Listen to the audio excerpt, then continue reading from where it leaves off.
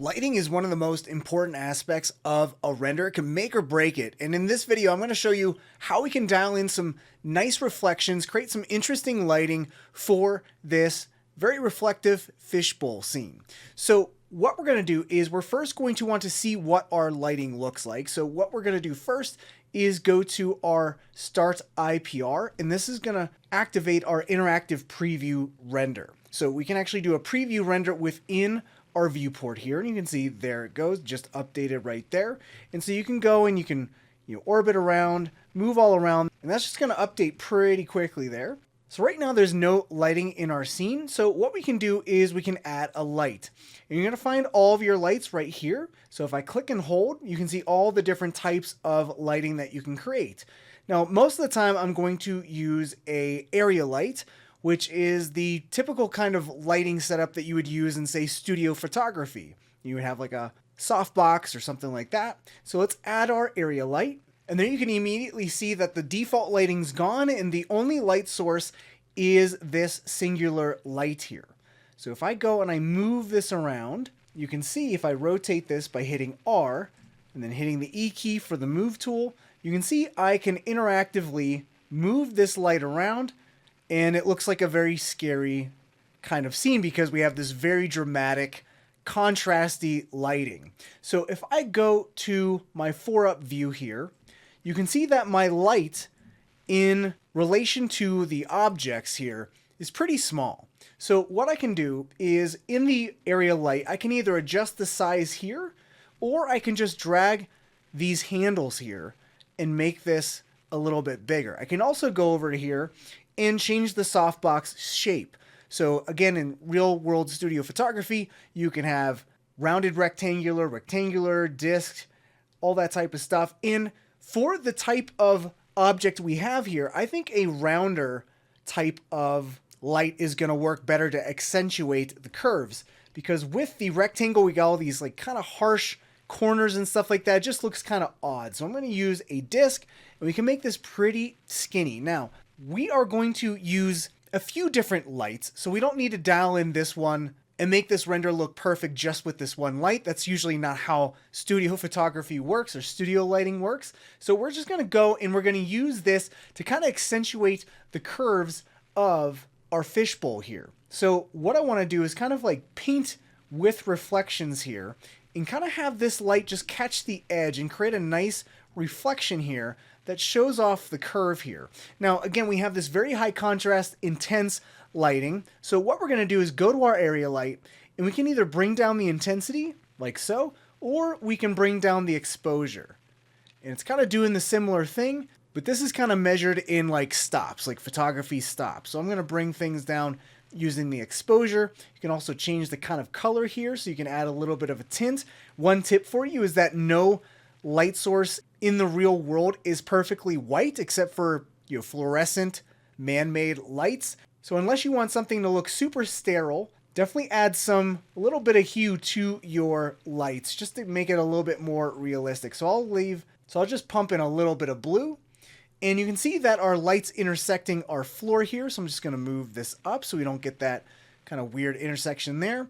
And again, everything is super dark. So what we can do, instead of adding more lights, what I like to do is add a huge kind of like a fill light or an ambient light. And if we go over to our light menu over here, if you go and add a dome light, this is basically going to add a big ambient light that is kind of like a massive dome. Again, that's kind of why it's called a dome light, that is emitting a very flat, uniform lighting setup. So I don't recommend you light just using a dome light because it makes everything a little flat, but it's great to use just to add a little bit of base fill to kind of fill your scene with some type of light. Now, with the dome light here, you have the same intensity settings as you do on your area light, so you can adjust that if you want to. But the one thing you can also do with a dome light is input an image or an HDR image. Now, there's a lot of preloaded HDR images that come loaded in the asset browser. So if you click this little button here, that's going to open up your asset browser, and you can search for HDRs, or you can just go to this little folder here and you can see the type of HDRs that we have here. So if I go and make this a little bit bigger, you can also increase the size of those preview windows by dragging this little slider here. And basically what an HDR is just a 360-degree image that holds lighting information, okay? So it's going to use the luminance values of this image to light your scene. So what we can do if we want to add this EXR to our scene is drag and drop it right into this path here. You can see that's automatically going to load up that path. And you're going to see that our lighting changes, and you can see that this image is kind of being reflected on the fishbowl there. So you can kind of audition what type of HDR you want. There's some indoor ones. There are some that are a little bit more flat as far as the image goes or the lighting goes.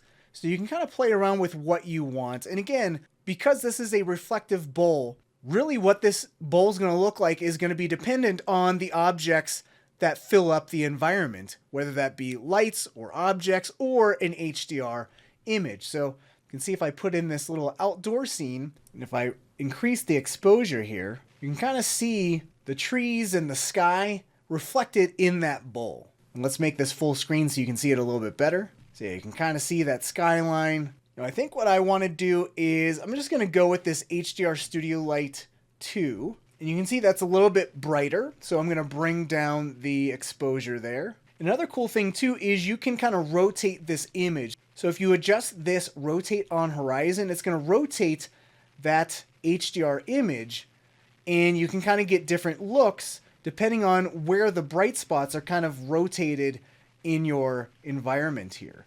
So let's maybe go with something like this. And so that's just a nice kind of fill light. You can do a little before and after by toggling this on and off. So you can see that toggling on that dome light really adds a lot more brightness to our scene. So I like to use the dome light as a fill light. So what I can do is I can rename this dome fill, and I'll rename this light here by double clicking, and this will just be our left rim light. So it's very important to name your lights as well. And since I'm done with the asset manager, I can just close out right there. And I'm going to go back to a different arrangement. And so what I can actually do is I can change this to say one view on the left and two on the right. So I'll have my top and my right view to kind of work with and position my lights here. So I'm going to add a couple more. So I'm going to add a couple more lights to our scene to add more reflections here, because you can kind of see it's always helpful to kind of diagnose what's going on, what's not reading, what's getting lost. And you can see that this fishbowl is kind of blending into the background here. So what would be helpful is if we created another kind of rim light here to have it pop off the background a little bit and add a nice reflection over here. So what I'm going to do is Command or Control click and drag and duplicate this light and just move it over to the side, and I'll rotate it so it's aiming at the fishbowl. So if you're confused as to which direction your light is facing, it's always going to be facing whichever direction this blue Z-axis is facing, okay? So very important. So you can see there's the blue Z-axis. That's the direction in which the light is facing. And so I'll just make this a little bit smaller. And so now we got this nice reflection over here, looking pretty good. You can zoom in here and kind of see what the size of that softbox is. And so notice by just rotating, sometimes you can get a completely different kind of look. Maybe rotate this down, or rotate this up. So again, painting with light here, painting in these reflections, giving the viewer a sense of this actual form of this fishbowl. Without these two rim lights, that fishbowl looks super, super flat, okay? So lighting, very, very important. It's how you literally see the form or how you see the object. All right, so this is looking good. I'm also going to go and add an overhead light just to add a little bit more fill. So what I'm going to do again is Command or Control, click and drag to duplicate that light again. And I'm just going to rotate this so it's pointing down. So you can see pointing down because that Z-axis is there. And just kind of use my views and just make this bigger. So something to know about lights in real life and in CG is that the bigger the light, the softer the shadows, and the smaller the light, the more sharp the shadows. Okay, so something to keep in mind, just how lights work, a little bit of science being taught here. So let's go and maybe increase the exposure here. Maybe move this away because, of course, the further away the light, the lower intensity on that object it should be if it's maintained at the same intensity. I'll just bring that down just a little bit and maybe make this smaller. And now let's add one more light that will, again, help us pop this fishbowl off the background here. So I'm going to go back to my rim light here, and let's actually rename that. So this is not the left rim light, that's the right. And this is not another left rim light. This is a overhead light. You can also say this is kind of like a fill. So it's always helpful to name your lights to what they're actually doing. And what we can do is command, click and drag. And this is yet another rim light. So we'll just move this behind. And I'm going to have this face directly towards the view and make this super skinny and just have it do a glancing blow on our fishbowl here.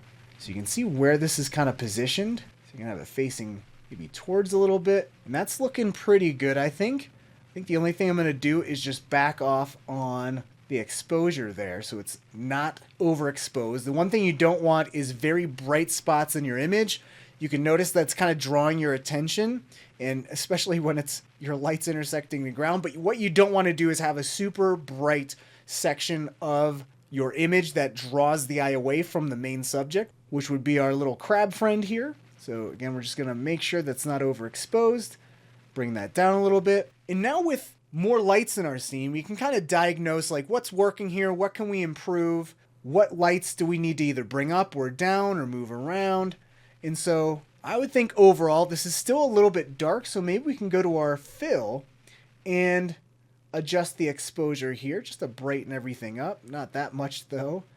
And we can also play around with the rotation here. So you can see that, okay, I'm kind of liking the shadows that's going on here now, but I'm not digging how bright everything is, so I can pull back on the exposure here. So maybe something like that's looking pretty good. Now, what is getting a little bit distracting is where the lights, if I select this rim light here, is kind of touching or being too close to the ground there. So I'm going to make this a little bit smaller and move this up so we don't see that as much. Maybe angle this towards the fishbowl. So maybe something like that. And similar kind of thing going on with this rim light here. So maybe make that a little bit smaller. You have this face up or even downwards a little and move this up. So it's a little bit of give and take. Kind of once you develop your eye for lighting, this becomes pretty easy for you, but it's always fun to kind of move lights around and just see what they do. See if they improve it, see if it makes it worse, and kind of just mess around and play. And because this is so responsive, it's super easy. Like, you don't have to wait for this to clean up and see what it looks like. All right, so I think this is at a pretty good spot right now. Feel free to kind of play around with lights in your scene, see what looks good. Now, you always want to keep in mind the subject matter and the mood you're trying to convey with the lighting. Now, you wouldn't want something that is very dramatic and dark when you have this happy little cheerful crab character. So you always want to make sure that the lighting matches the mood and creates the mood that matches the overall scene and what you want the viewer to kind of feel. You want this happy, cheery kind of scene, so that's why I went with a little bit brighter lighting. So every scene is different, every object's different, so I highly recommend you study cinematography and studio lighting concepts if you want to improve as a lighter in CG, because all those concepts translate.